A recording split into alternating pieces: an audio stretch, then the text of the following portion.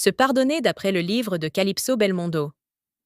Le pervers narcissique, se réparer après des années sous emprise. La victime n'est pas à blâmer pour ce qui relève, ni plus ni moins, de l'abus émotionnel.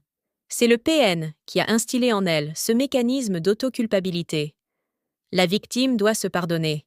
Chacun est susceptible d'être manipulé, car c'est justement le fondement de la manipulation.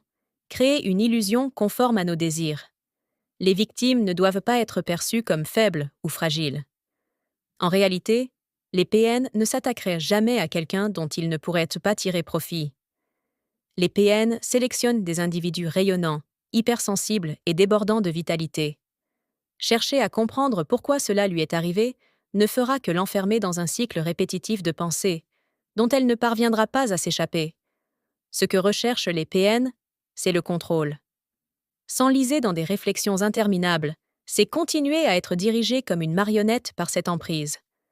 Beaucoup de questions resteront sans réponse, et ce n'est pas un problème. La victime ne pourra jamais y répondre, parce qu'il n'y a rien à saisir. C'est une pathologie, un trouble de comportement, un dysfonctionnement.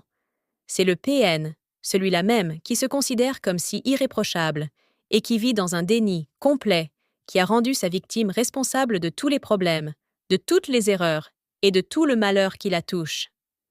Mais ne comprends-tu pas que sans moi, tu n'as aucune valeur ? Personne ne voudra de toi avec un tel tempérament. Tout le monde sait que tu es invivable. Ce type d'énoncé implique que la victime est responsable de sa rage, mais également qu'elle pose des difficultés relationnelles et qu'en fin de compte, c'est lui qui ressent la douleur, et non elle.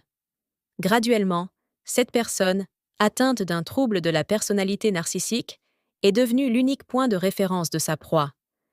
Certaines fois, la victime persiste dans une situation parce qu'elle n'a pas d'autres options. Les soucis financiers, le partage d'un business ou d'un logement, sans oublier les enfants, rendent une séparation radicale et immédiate difficile à envisager. En se projetant dans l'avenir, le PN a généralement profité des occasions favorables pour conseiller de se marier, d'acquérir une maison, de créer une famille, de lui prêter des économies, etc. En vérité, il cherchait à enfermer sa proie, en lui offrant toutes les justifications pour demeurer dans cette cage et endurer tout ce qu'il comptait lui imposer.